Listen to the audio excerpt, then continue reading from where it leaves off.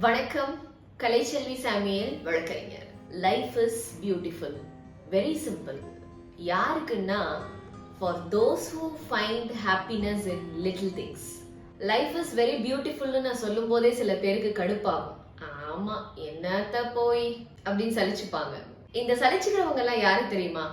எனக்கு இது நடந்தாதான் சந்தோஷம்னு ஒரு டார்கெட் பிக்ஸ் பண்ணி வச்சுப்பாங்க.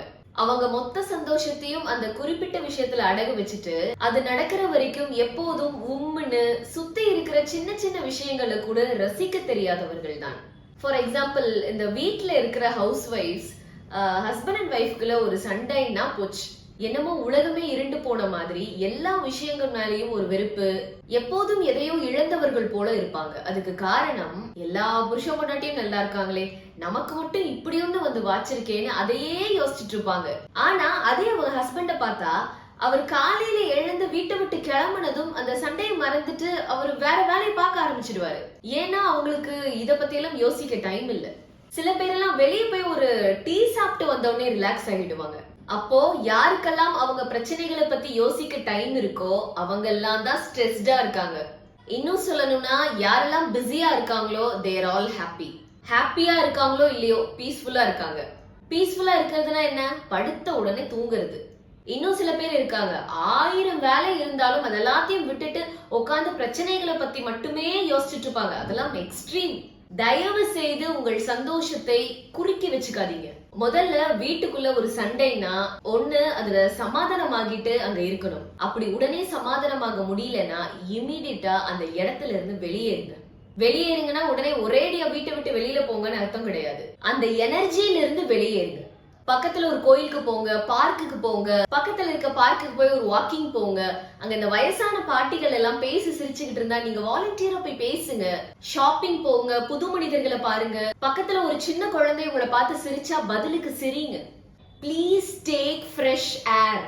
உங்க அம்மா அப்பா அண்ணன் தம்பின்னு எல்லாத்துக்கும் போன் பண்ணி பிரச்சனைகளை சொல்லி புலம்பாம உங்க நண்பர்கள் குழந்தைகள்னு யார்கிட்டயாவது வேற விஷயங்களை பேசி சிரிங்க. எந்த ஒரு குறிப்பிட்ட நபராலும் நமக்கு சந்தோஷத்தை கொடுக்க முடியாது. நம்ம மட்டும்தான் சந்தோஷமா வச்சுக்க முடியும். சேம் டைம் தனிமை சந்தோஷமான கேட்டா நிச்சயமா கிடையாது. சில நேரங்களில் தனிமை மனதில் சமாதானத்தை உண்டாக்கும் என்பதில் மாற்று கருத்து இல்லை. But there is a limit for everything. 24/7 365 டேஸும் ஒரே வீட்டுல 2 பேரும் ஒரே மூஞ்சியை பார்த்துக்கிட்டு ஒருவரை ஒருவர் குறை சொல்லி அவரவர் வசதிக்கு ஏற்றாற் போல இன்னொருவரை மாற்ற முயற்சி செய்வது நரகம்.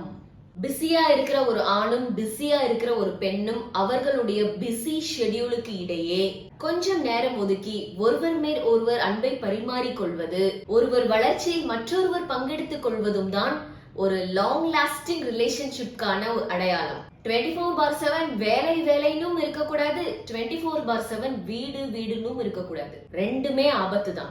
The busiest man and the busiest woman who live together make time for family, who care each other, who adore each other, who help each other for their development, who talk less, fight less and love more are the successful couples. நன்றி.